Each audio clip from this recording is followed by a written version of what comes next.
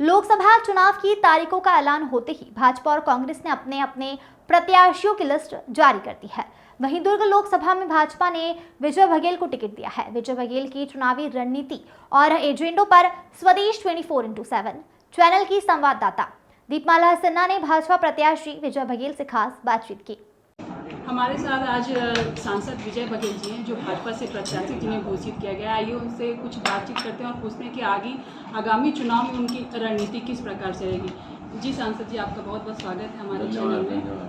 जी, मैं पूछना चाहूँगी कि जिस तरह से अभी कांग्रेस की विधानसभा चुनाव में हार हुई, उसको देखते हुए क्या लगता है लोकसभा चुनाव में कितनी सीटें आ पाएंगी? लोकसभा में और प्रचंड सीटें देंगे और पूरे 11 की 11 सीट दुर्ग की आएगी।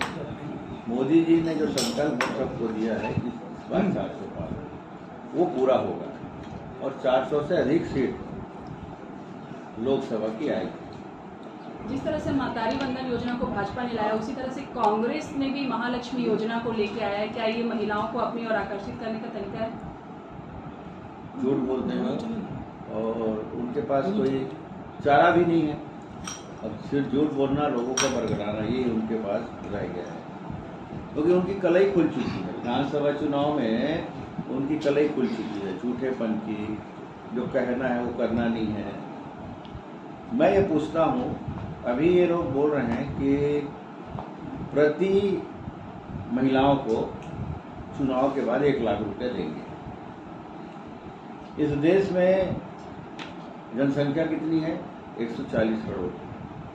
उसमें आधी हमारी बहनों को ले लो तो 70 करोड़ हो गया।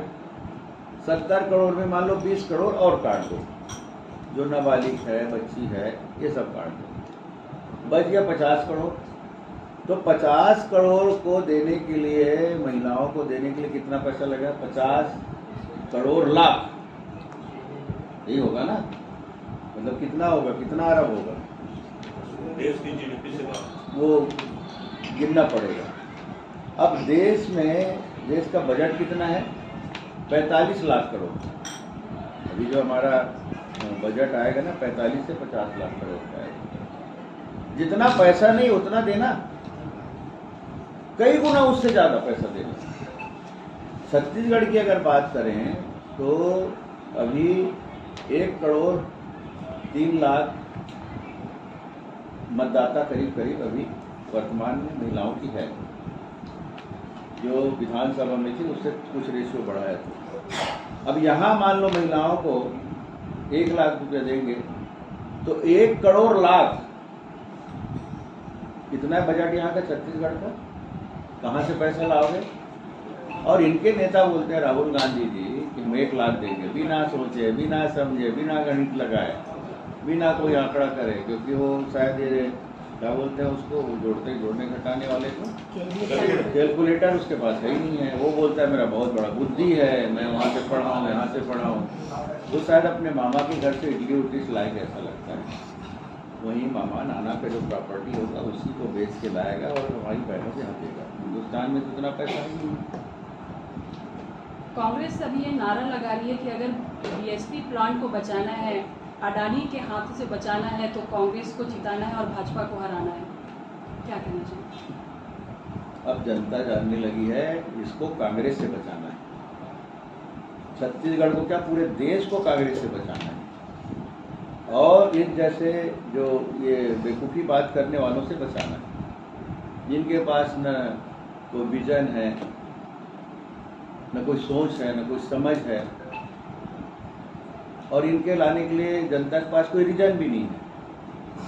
जो लोग छत्तीसगढ़ को लूट के चले गए, 91,000 करोड़ के कर्ज में डुबोकर भूपेश बघेल अभी विदा हुए।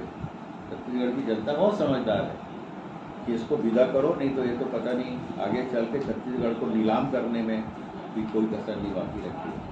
इसलिए उसको समय रहते वापस कर दिए, जाओ घर बैठे। अब वो बोलते हैं कि हमको ये बचाना है, वो बचाना है। तो जिनके हाथ हो प्रदेश को बचाना है, वो बोले कि हमको इससे बचाना है। तो ये बातें किसी के गले उतरती नहीं है और जनता इस पर विश्वास करना बंद कर दी। किसानों की बात की जाए तो जैसे कि छत्तीसगढ़ हमारा किसान प्रधान देश है। यहाँ का मतलब यहाँ का मुख्य रोजगार कहा जाए किसानों के द्वारा धान उगाया जाता है। वहीं अभी जिस तरह से आप लोगों ने किसानों के लिए ऋण माफ़ी या जिस तरह से उनको अभी दिया है, उसके बाद 21 गांव के जो किसान हैं गेल इंडिया पाइप लिमिटेड जो पेट्रोलियम के लिए बिछाई जा रही है, उसकी वजह से उनको काफ़ी दिक्कतों का सामना पड़ रहा है। वो कई बार धरना प्रदर्शन और कई बार अपनी जन दर्शन में आवेदन लगा चुके हैं कि हमको मुआवजा नहीं चाहिए, हमको सिर्फ जो है एक बार कंपनी के साथ बैठ के आपसी बातचीत की जाए। लगातार वो कई बार विधायक से भी और कई बार सांसद के पास भी आ चुके, लेकिन वो अभी तक निराश है। क्या कहना चाहिए? नहीं, मेरे पास नहीं है, मेरे तक ज्ञान नहीं है। मेरे पास आएंगे तो मैं कोई रास्ता निकालूंगा, उनकी क्या परेशानी है उसको सुनूंगा गंभीरता से, उसके बाद क्या उसमें अच्छा कर सकते हैं उसको लेकर करूँगा। मेरी जानकारी में न है न अभी तक मेरे पास कोई किसान आए। लोकसभा चुनाव में आप आम जनता के लिए किस तरह से नई योजनाएं लेके आएंगे? एक सांसद होते हुए जिस तरह से आपने पिछले 5 साल कार्य किया और आगामी 5 साल में क्या नई योजनाएं करेंगे? नहीं, हम बताएंगे, पहले चुनाव हो गया, उसके बाद बहुत सारी योजनाएं रखी हुई है और उसको निश्चित रूप से जो भी सुविधाओं की कमी है और केंद्र शासन की जो भी योजनाएं हैं, क्योंकि अब डबल इंजन की सरकार है, अब किसी चीज़ में रुकावट नहीं है, इसलिए बहुत सरलता और सहजता से हम जितनी भी यहाँ कमी महसूस की जा रही है, चाहे स्वास्थ्य के दृष्टिकोण से हो, शिक्षा के दृष्टिकोण से हो, चाहे इंफ्रास्ट्रक्चर के दृष्टिकोण से हो, खेल संबंधित हो, कलाकारों से संबंधित हो, चाहे आपके स्वास्थ्य से संबंधित हो, सब चीज़ में ऐसा कुछ साथ केंद्र सरकार के माध्यम से मिले, उसके लिए हम काम करेंगे। हमारे साथ सांसद विजय बघेल जी, जिन्होंने आगामी चुनाव के लेकर अपनी की जो भी योजनाएं हैं, क्योंकि अब डबल इंजन की सरकार है, अब किसी चीज़ में रुकावट नहीं है, इसलिए बहुत सरलता और सहजता से हम जितनी भी यहाँ कमी महसूस की जा रही है, चाहे स्वास्थ्य के दृष्टिकोण से हो, शिक्षा के दृष्टिकोण से हो, चाहे इंफ्रास्ट्रक्चर के दृष्टिकोण से हो, खेल संबंधित हो, कलाकारों से संबंधित हो, चाहे आपके स्वास्थ्य से संबंधित हो, सब चीज़ में ऐसा कुछ साथ केंद्र सरकार के माध्यम से मिले, उसके लिए हम काम करेंगे। हमारे साथ सांसद विजय बघेल जी, जिन्होंने आगामी चुनाव के लेकर अपनी रणनीति बताई और आगामी दिनों में पता चलेगा कि दुर्ग लोकसभा सीट से भाजपा अपनी जीत हासिल करती है या कांग्रेस। स्वदेश चैनल के लिए दुर्ग से मैं दीपमाला सिन्हा की रिपोर्ट।